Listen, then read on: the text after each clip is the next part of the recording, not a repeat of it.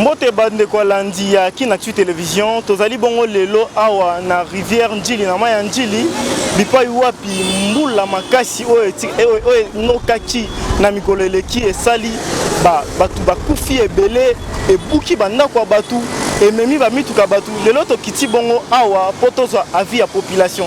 Alors tosengi na bino bolanda tour à tour réaction ya ba population ya Tchangu o bavana ka bongo zinga ya mai oyo ndenge bazali ko pesa avis na bango.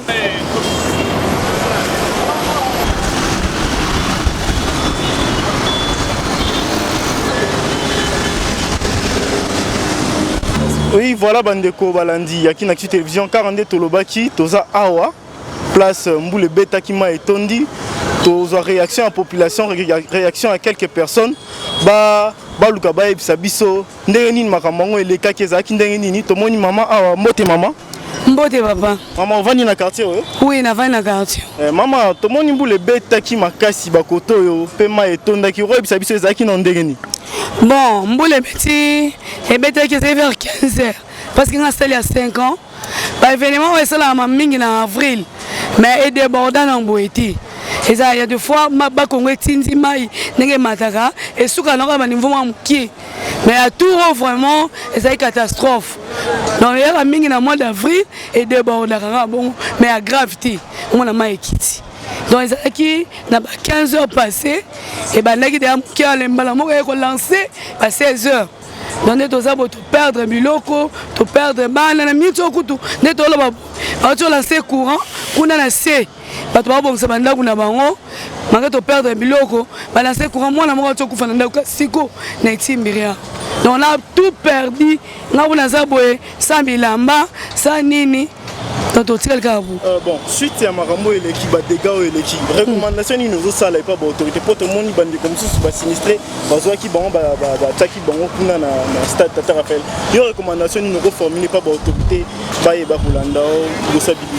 Na recommandation na c'est na l'état sunga biso parce que selon ngai na moni nzamba sunga ba bongisa banzela ba créer banzela mususu oyo ko sala ke na ba terrasse za boucher oyo ko sala ke ba balabala les belé et en plus c'est ba mire net oyo mi ya shekina ngambu a débordant la ligne moko boye kuna oyo atongela dans l'état là de la banzela oyo ko sala ke mai dégagera dans nzela nango pour ba parcelle mingi eza ko to malgré ça terrain marécagé mais mai na ne koma boeti dans ce l'état sunga banzela fungola asunga pe biso ba tout aussi pasi pour biso netinga ina kona ke c'est des matite na ba gâteau na ko ke ngolela kuna te to komisika ba kombola ba ke de quartier dans ce l'état sunga biso wa ngaiza banzela ba veni ba banzela ba ya ba mituke funwa ma bien donc c'est la biso faveur que biso ma pour boyata bolobi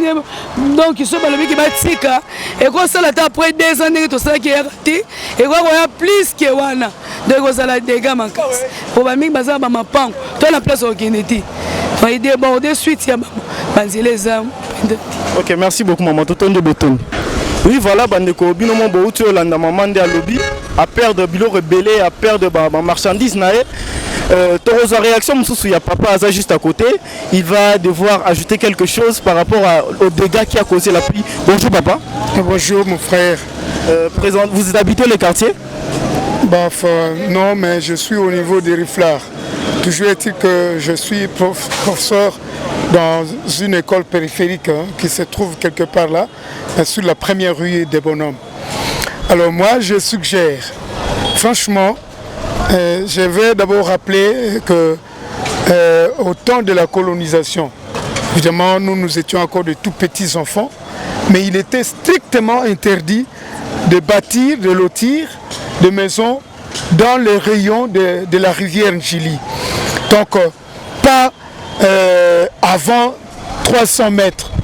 Donc toutes ces maisons qui ont été loties, bâties autour disons de 200 mètres, 150 mètres ou 100 mètres à côté de la rivière, en principe l'État doit s'efforcer de pouvoir déguerpir tous ces gens et de pouvoir faire en sorte que le lit de la rivière soit un peu plus étendu.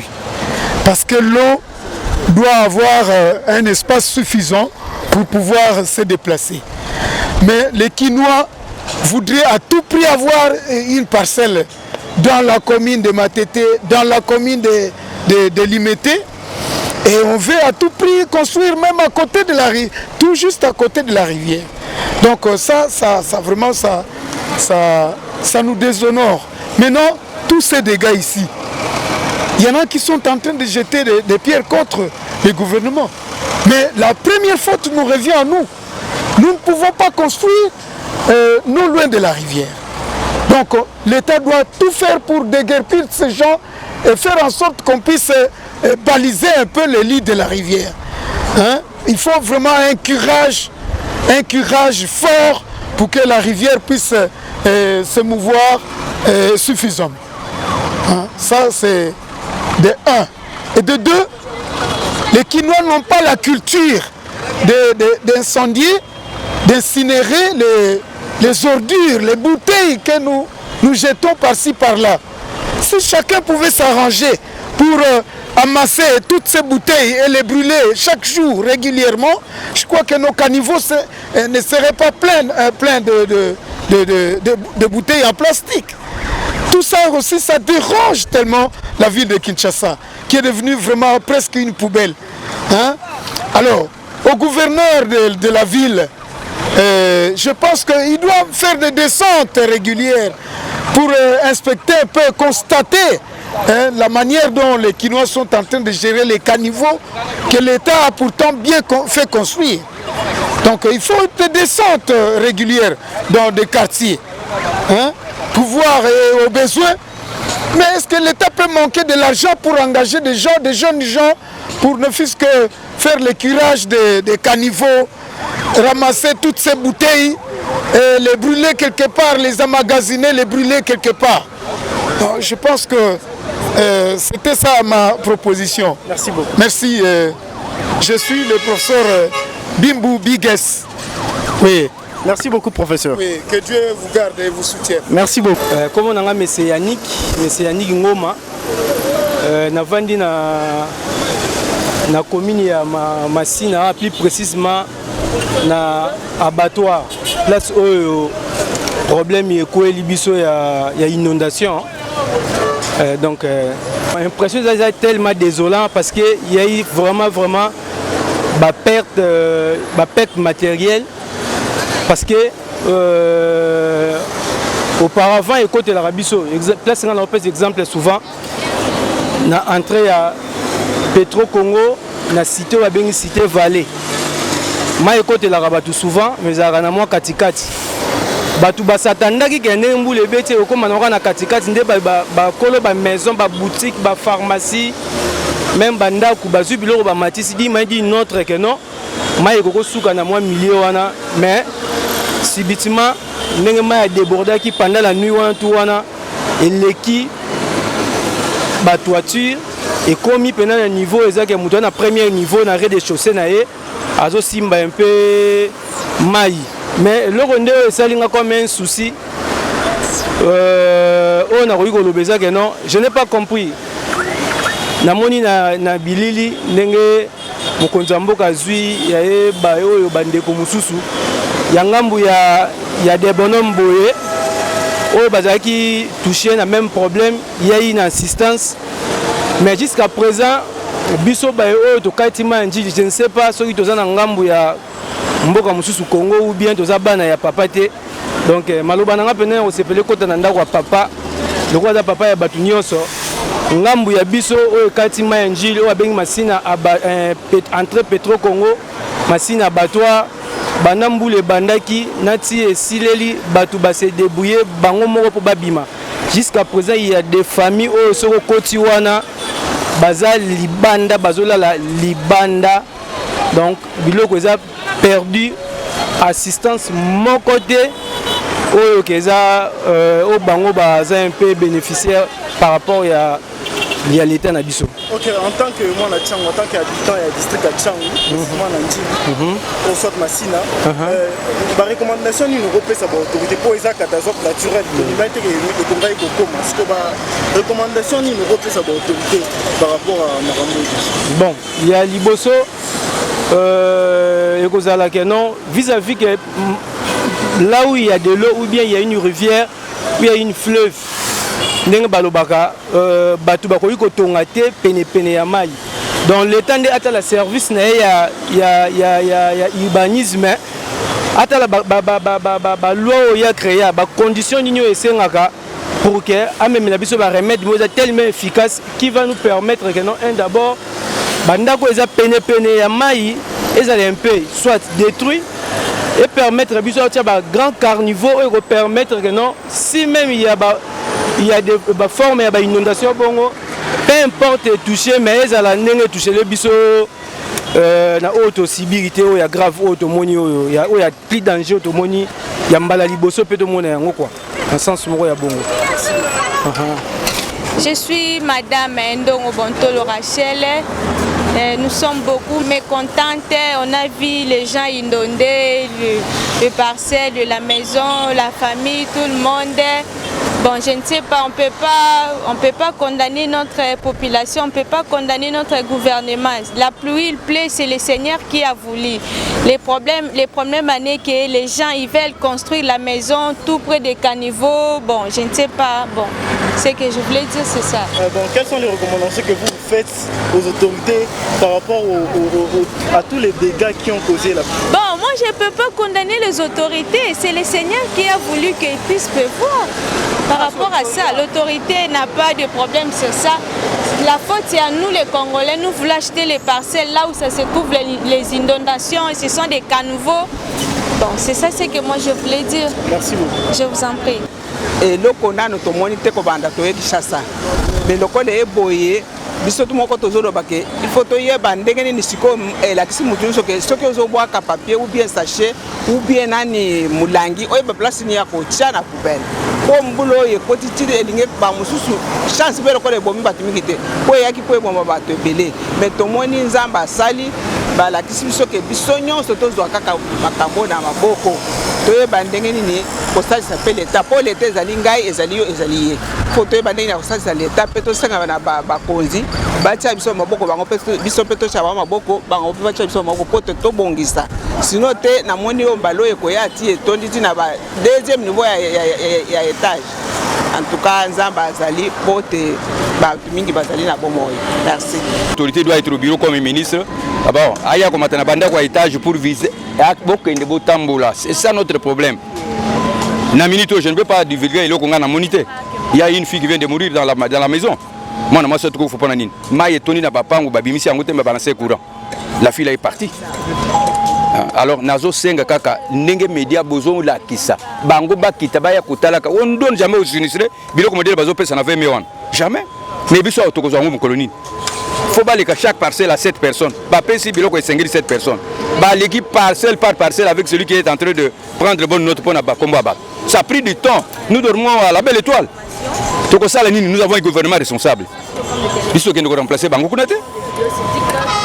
Ça fait mal puisque il fait des commentaires ngayo naza victime il y a plus de 4 fois le pan le loma yeko le kalikola toiture venez voir nakolo batie na sala ka place ngolo likola bafuta ka ngaite na lo bangu na sanctuaire à rien naza victime ya mai ba mire kwei vous allez aider qui les gens de rue hein na bimawa na kende ko zabilo ko na 20 na bana nyonso to tambli na bino qu'est-ce que ça propre na ko na modèle ni ba raisonner pour na ba ko aider ba sunissire baza côté.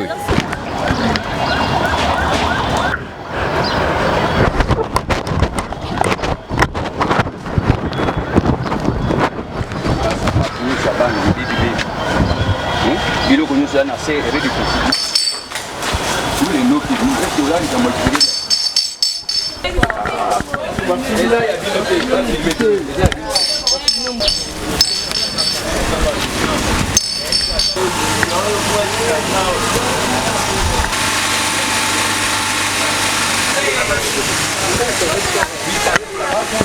Là filmé ici et il voit mes voisins de l'autre côté.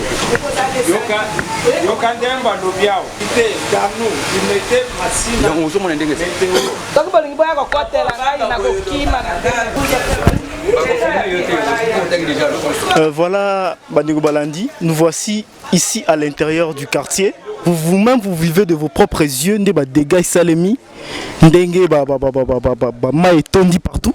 Alors tu as intervention à maman aza juste à côté, aza nanda kuna juste à côté a repris sa biso intervention par rapport à dégâts salemi. Bonjour maman. Bonjour. Maman va na quartier.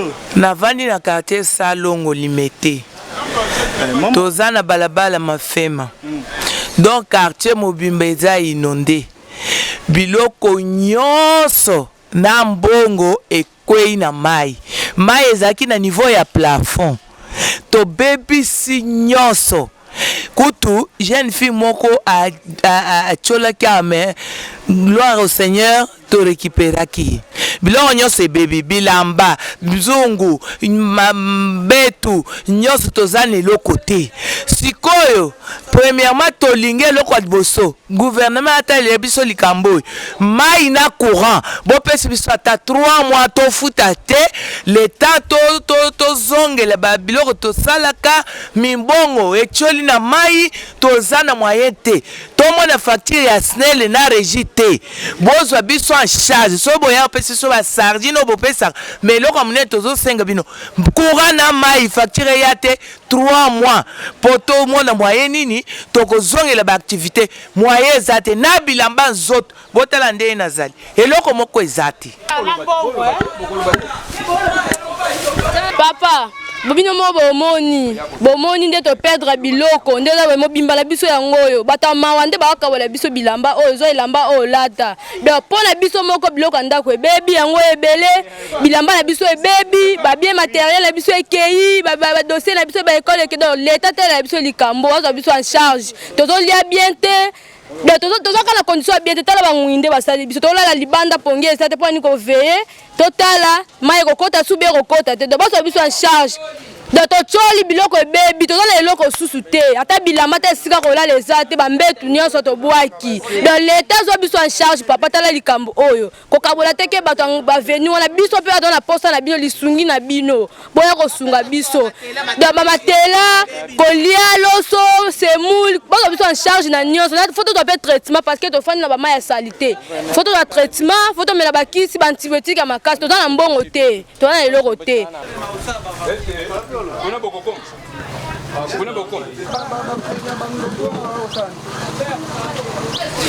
Eu tô de caninha cabune. Boa mushindo de mvula muito. Me se eu sou mvula tudo como é que tu boela nunca tu boa eu tour. Tu de bafa bilamba Beyoncé, ma TV, ma televisão. Bilamba Beyoncé mbitu ya nimbi vini makuta. Tu de baixar, ma muson suma bola. Olha de toma tudo sumo. Quand tu es dans la Chine, tu es dans la Chine. Tu as la panche, ma musos maïa. Tu es dans le gouvernement, tu es dans le pays. Tu es dans le fois.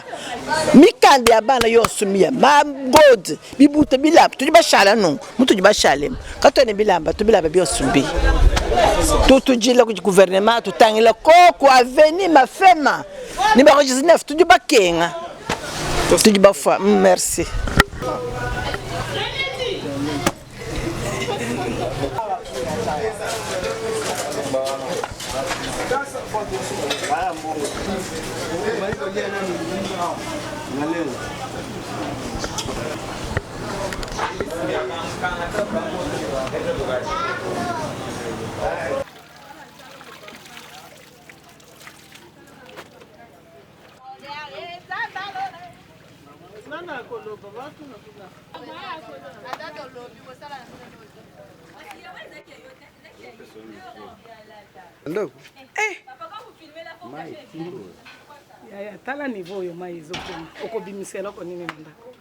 Voilà, bandiko balandi toza a na kati ya lopango ya ligne de quartier o edindaki na mai binomo bozomona de vos propres yeux ndenge bambeto bato baby bilamba bato baby donc la population a tout perdu.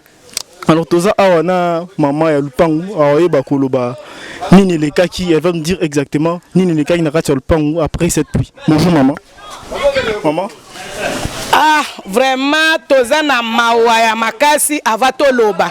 Bino moko bozo mona oye salemeli biso toza na limite kote ya mai ya njilo oyo esalemaki na balabala ezokatana sikoyo. Na minute oyo tozali.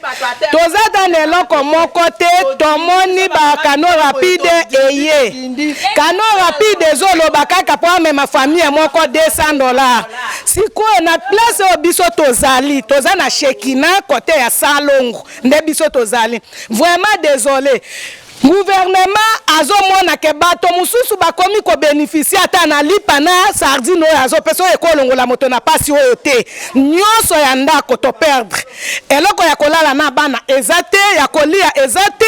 Sikoyo bino bozo pesa bato mususu oyo bazana baveme oyo bazo huta na ba quartier oyo bamone ata événement oyo salemité bango de bakomi ko bénéficier. Na minute soki l'état ya bien, il fallait atinda ba agent babanda kokota na ba aveni po te ba mona ba mapango oyo bato bazindi na ndenge biloko eza libanda oyo tozo vivre tozo lala libanda maye komaki tina batol okobimisa eloko nini okosala eloko nini olobiki ba oyo baza bona 20 mètres eza bato bavana na quartier oyo ba mususu tozalaka ka bongo biso to Sibir bato mususu ba pesa kabiloko wana po ba ya kokabela bato mususu nde bako bénéficier na ba famille na bango soki l'état ya solo l'état fala kota na bato na ye ba ya kosala enregistrement ya bato po amona ndenge bato ba Sibir po oyo ndenge eza boye toza na kati ya balabala na pambeni ya Boulevard nde biso tozali awa mais ata ndenge toza boye totikali komona atake moto ya leta moko akoti aye kotikela biso ata lipa to aye kotikela pe biso toza na posa ya lipa na sardine te po oyo biso to Sibire oyo epoje ya kolala na bana ezate eloko moko toza na yango te sikoyo bozo akadre biso to bozo lingake gouvernement oyo tokokozala na vano te ata na bangola to tambola to tikala komona oyo tozomona na Congo oyo ya mbongo biloko ezali mais vano par parcelle na famille ke $200 nga moko nazozanga $200 $50 nazana yango te siko na kozwa $200 pona pesa po ba memanga bakende kotika nga na 20 siko soki l'état azali il fallait l'état kuyama sur le terrain ngai vraiment na ebité yo l'état ya malamu koma na baveni nenga ata journaliste oyo akoti asali les volontaires angumbi ba pantalon na ye akoti tina mapango bino bozo yo kana histoire wana na matoi bo vivaki na kati na Boulevard mais na mapango est-ce que bino botindi bato po ba ya kotala vraiment toyebite eloko nini bokosala biso tozoloba tolobaka mais eloko moko te mais boya ya tour oyo Kinshasa etikala kozala eloko ya boyete c'est la première fois oyo biso to moni eloko oyo biso to moni oyo pa Molière biso oyo toza na Salongo awa toza batetela te balobela biso po bino boza likolo bolobela biso po toza na choix te soki nini ka bino moko nde bokoti sur le terrain bomoni oyo biso tozo vivre sikoyo tolelelela kaka tobambama bato bakufi bato basali nini sikoyo nyonso yango oyo ndako mobimba yango oyo nyonso toza na eloko moko te oyo biso tozwi toza na eloko moko te oyo tokoki tala yo moko ozomona ndenge ezaleli okobandela wapi mai ezokoma na batole tosala nini est-ce que sardine tolipa ekosala nga nini Papa Fati tokosala ndenge nini mboka mama Denise tala biso Salongo awa kote ya debonome na mai ya njili toza na mai ya njili tozokoka kobima te soki bokolanda kaka bino kaka ata ndenge bazoloba ke tozoloba kaka pamba mais c'est question kaka nzamba amoni ke tolobi bomoni sikoyo tosala ndenge nini tosali merci ndenge journaliste bokoti eli biso sina mapango boye to sepeli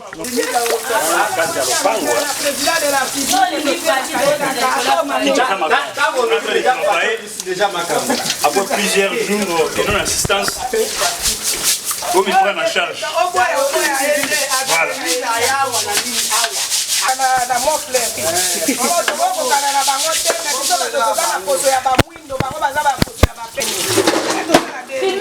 Mboka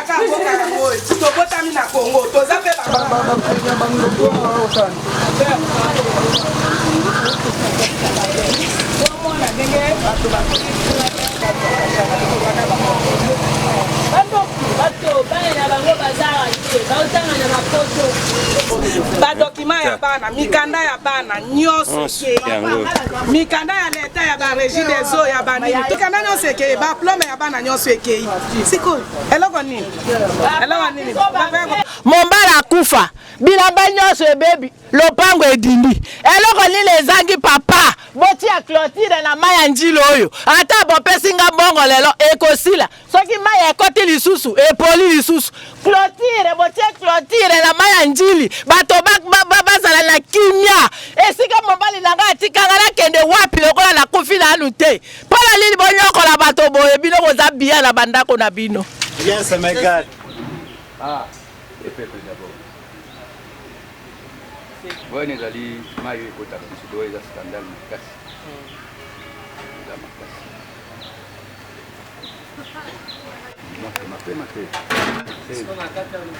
Mi vote. Mi Palais, il y a grand frère, Bilo.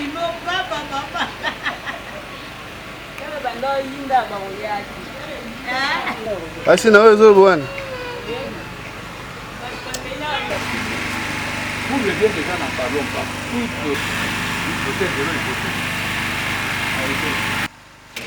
Yo za mulimo nini pole msangani.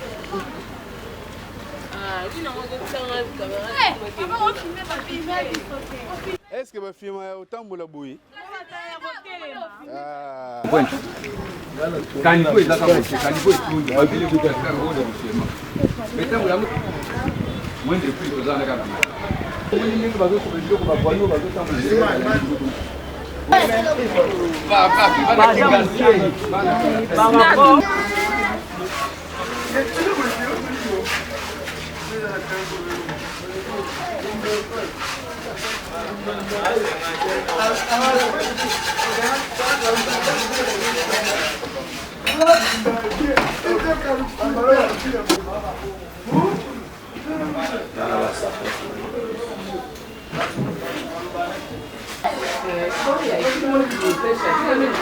Voilà, bandeko balandi biso lisusu na kati ya lupango, toujours na même quartier de bonhomme. Toujours na kati ya lupango ya papa, binomo bonomo na ba dégâts, ba documents na ekutu yango, tous les documents sont fanés, sont abîmés par cette pluie. Alors nous allons prendre son intervention, intervention na Aïbsa biso mankamon, Isaac Ndé et les Kakindé. Bonjour papa. Bonjour. Ça c'est votre parcelle? Oui, c'est ma parcelle. Oui, la pluie diluvienne qui s'est abattue sur les artères de la ville province de Kinshasa. Et les Kakindé ni komatina niveau. Bon, c'était le samedi vers 16h, mais moi je n'étais pas là, j'étais quelque part. Mais quand on m'a appelé, Benginga, à 18h, avant Kanaya vraiment na Kutindako, Nyonso na Katiamai, Mai écouté déjà Nandako, comme il y avait des enfants, Bakimaki, on n'a rien récupéré. J'avais des véhicules ici, Fortuner, c'est parti. Palissado Tozoa qui attend que député honoraire dans les temps de 3e législature, c'est parti. Donc, Babilo Kogno, c'est baby. Vous-même, vous avez vu, on n'a rien récupéré. Mais document Nanga, Bilamba, Nyonso et baby. Vraiment, il n'y avait plus même moyen. Il y a Kokota Nanda, Katana Avenir. Dimanche, na lingina mekamwa muke mai kangelinga na kingo, il n'y avait plus moyen d'entrer. Cela veut dire tozo senga na bakonzi ya mboka soki bazui ba message oyo basala nyonso pona basunga bato a quartier à Limete Salongo, avenue Mafema et d'autres avenues là, sinon pas bamosusu bazangi na eloko kolia. Il y a des ces gens bato mosusu bazangi na biloko encore bazo ya koteka na ndako, des petits commerçants nyonso il s'est emballé. Je demande au gouvernement basunga bango vraiment. Alors en votre qualité d'un député honoraire, pensez-vous que ces drames, la faute est liée à la population ou soit la faute est liée aux autorités? Bon, photo yo tokolié angona ba autorité ni la population tozo bengango eza catastrophe naturelle eza iloko esalami mutu moko ayeba kike kosala maté. Mais ce que je veux demander au gouvernement de basala baka canal pour na soki ata période mosusu eye ezala mai wana ezala canaliser bien jusqu'à la rivière Ndili. OK, merci.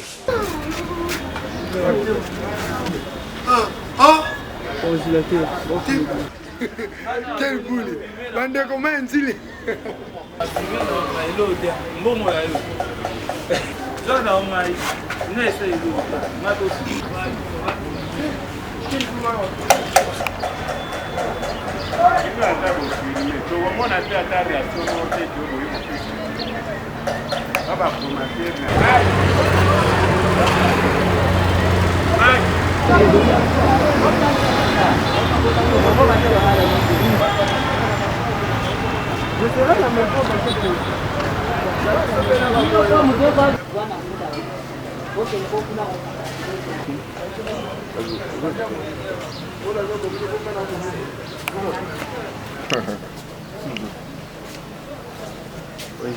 Bonjour. Une trentaine de photocopies. En tout cas. Une trentaine. C'était sous eau. Ça, j'ai acheté il n'y a pas longtemps, j'ai acheté ça à Londres. Donc, et il y a une trentaine pour ça derrière. Donc, tout ça, c'était sous eau. Les laptops, tout ça. Tout dans le. Vous voyez le niveau? C'était ouvert. Même la télévision.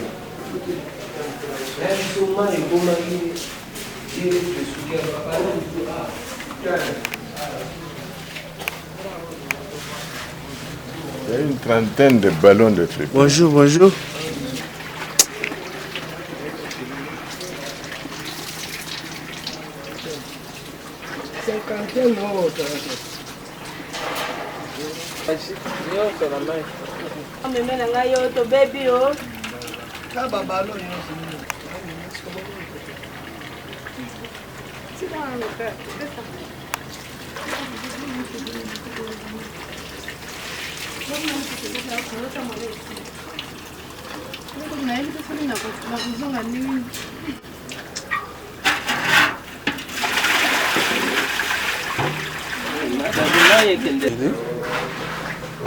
Écoutez-moi, il n'a pas fait.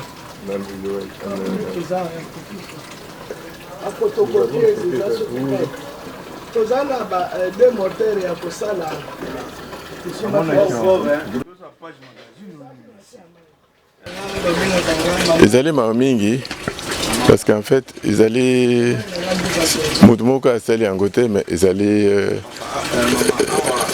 l'inondation ça ne met pas parce que à cause il y a excès de conditions climatiques mais il y a qui au lieu que tata gouvernement de tata nabiso mais moi awa na perdre nyonso. Vous en êtes le témoin. Nous avons une trentaine, quarantaine de photocopieuses. Nous avons un aspirateur, groupe électrogène. Nous avons un Prado et Kunami, donc Namai. Moyen que récupérer, c'est un peu difficile. Donc, nous avons un maming, puisqu'en fait, nous avons un bilamba. Une quarantaine de ballons. Il y a friperie. Oh, tout ça, et qui est bateka.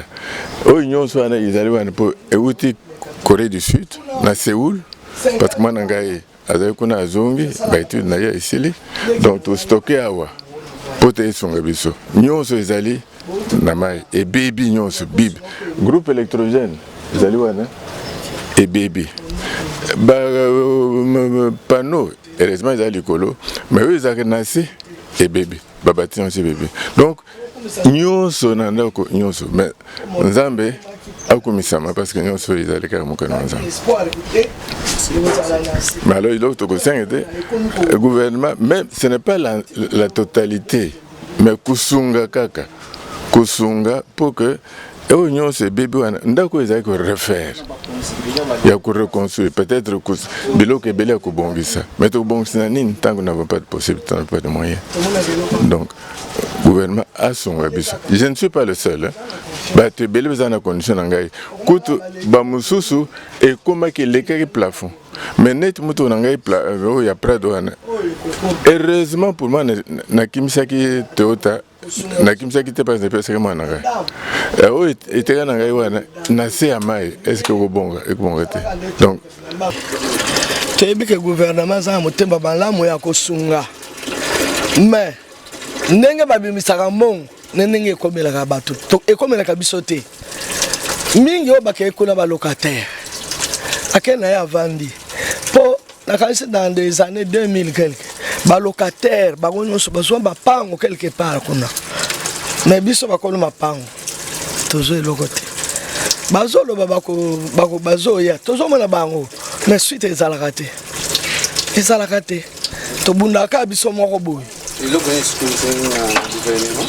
gouvernement aza bonne volonté ya kotala e tomonaka bayi batali muto abungisi ota mais tosunga ye quand même ata na moitié ozomona mais biso batikaka biso ka boye so ye bapesi mbongo wana ekomelaka biso te esukaka kuna likolo kaka bakaboli esili ezala biloko batindi biloko biso tozwaka te neti yawo nga nazali awo oyo bazozwa balocataire oyo baza na kuna na basite ozomona donc bato mpenza responsable na longo awa nakolala kuna bongo biloko.